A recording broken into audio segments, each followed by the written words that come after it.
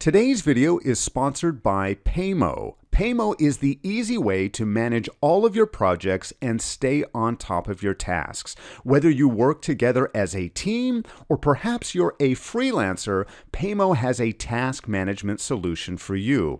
And they also have time tracking and timesheet reporting built right into the application, so you can always stay on top of all of your projects. To find out more, see the link in the description below or visit paymoapp.com. When it comes to your workday, do you sometimes feel more like a firefighter, putting out all of the fires and crises and emergencies that pop up during your day? Well, in today's video, we're going to be talking about a weekly review and how we can prevent these types of emergencies just by taking a little bit of time out of our week to not only plan ahead, but also look behind to make sure that we haven't forgotten anything. Hello, everyone. Scott Friesen here at Simpletivity, helping you to get more done and enjoy less stress. And I honestly believe that the weekly review is the most important meeting that you will have all week. Now, you may have heard of a weekly review before. It was popularized in the book Getting Things Done by David Allen. However, David Allen's weekly review included 11 things on a checklist, and I think 11 things sounds like overkill. It's too many things. So today, I want to give you an easy 4-part checklist so you can have a very effective weekly review. And you know what? I want to remind you that if you're not the only one participating in this, it's simply not a weekly review. I think you deserve as little as 30 minutes a week just for yourself so you can set yourself up for success. So let's take a look at the checklist. First off, you're going to want to reserve a minimum of 30 minutes each week for your weekly review. Now, you can reserve a little bit of extra time if you like, but I think you can have a very effective weekly review in as little as 30 minutes. Now, at the end of today's video, I'm going to answer some frequently asked questions, including when you should hold your weekly review, but let's dive into the checklist itself. The very first thing I suggest is that you start with a 5-minute mind dump. Now, if you're not familiar with that term, mind dump, sometimes it's referred to as a mind sweep, or just think of it as a brainstorming session. But this is your opportunity to get all of those ideas, all of those concerns, and all of those thoughts out of your head. So you can either take out a blank piece of paper, you can use a whiteboard or a chalkboard, or you can take out your favorite note-taking app, such as Google Keep or perhaps Evernote, and just write down all the things that are on your mind right now. Now, I suggest that you use a timer as a part of this process because you might end up spending a lot more time than 5 minutes. In fact, you might spend the entire 30 minutes just dumping everything out. But set a timer for about 5 minutes, and in most cases, the most urgent or the most pressing items will be the first things that come to mind. You want to make sure that you capture those ideas so that you can have a clear head as you go through the rest of the process. Now, the next step I recommend you engage with is reviewing your calendar for the past week. Now, what I do as a part of my review is that I will open up my calendar and literally take my mouse cursor and hover over top of every single event or appointment that I've had in the past week. And this is just a very brief mental jog of all of the things that I've been engaged with. I'll hover over something and say, okay, I met with Lucy and we talked about that project. I met with the team and we talked about this. But you know what? The real value in this is that without fail, there's at least one thing that I come across and I'll say to myself, you know what? I've forgotten to follow up with so and so about this item. Or, you know what, I promised so and so that I would give them a call back 48 hours after the meeting. This allows me to not forget those things in the past, but now I can do something about them. I can add them to my to-do list, or I can add them to my project management tool.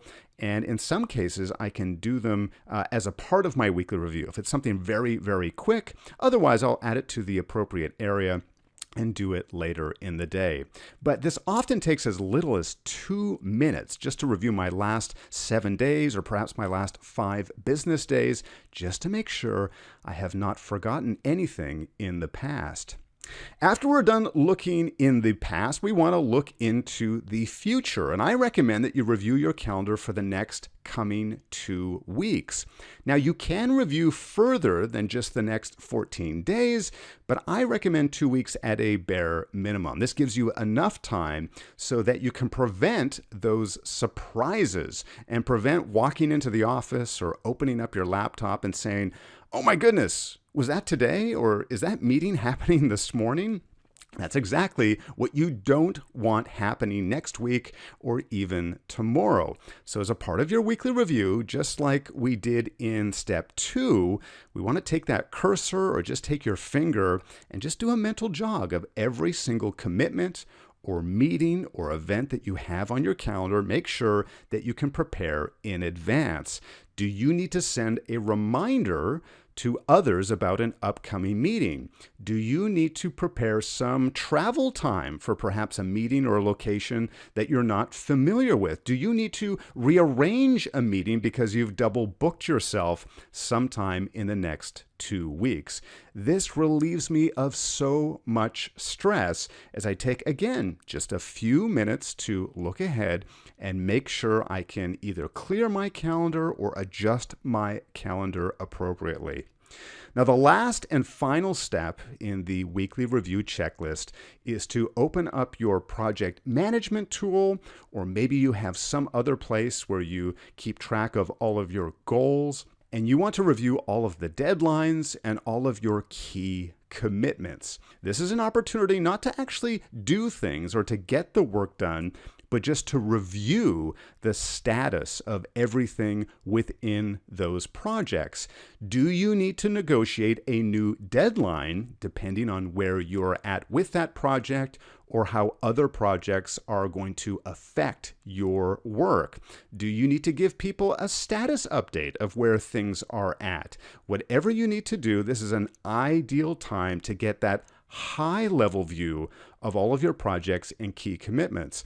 All right, so now some of the common questions that come up with a weekly review. I would say one of the most frequently asked questions I receive is, when is the best time to perform a weekly review? Which is the best day of the week, and what's the best time of day?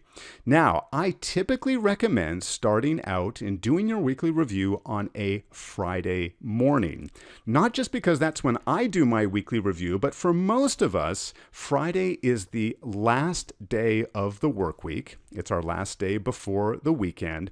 And on top of that, we want to do it early enough so that if we come across something that is urgent or that is very, very important, we've still given ourselves enough time to do something about it before the weekend or before others leave work for the weekend as well. It also makes it nice and clean. When you're reviewing your calendar for the last week, you're basically just looking from Monday through Friday. You're doing a mental jog of something that's still fairly recent. You're not going so far back in time or over a hump like a weekend. You can go back and review and remember what was going on in those meetings and events. Now, when it comes to looking forward, another nice thing of having your weekly review on a Friday is it sets you up fresh for Monday morning. And I know a lot of us sort of struggle with Monday morning and what's going on. We're thrown back into the whirlwind. Well, the nice thing about doing your weekly review on Friday, you can set yourself up for a great start and no surprises. Remember, you're going to look ahead at both Monday and Tuesday, see if there's anything really significant or big big and scary and make adjustments or plan ahead accordingly. Now, of course, you can pick any day or time of the week that works best for you. In fact, I'd love to hear from you if you're already performing a weekly review. When do you perform it? When do you schedule it into your calendar?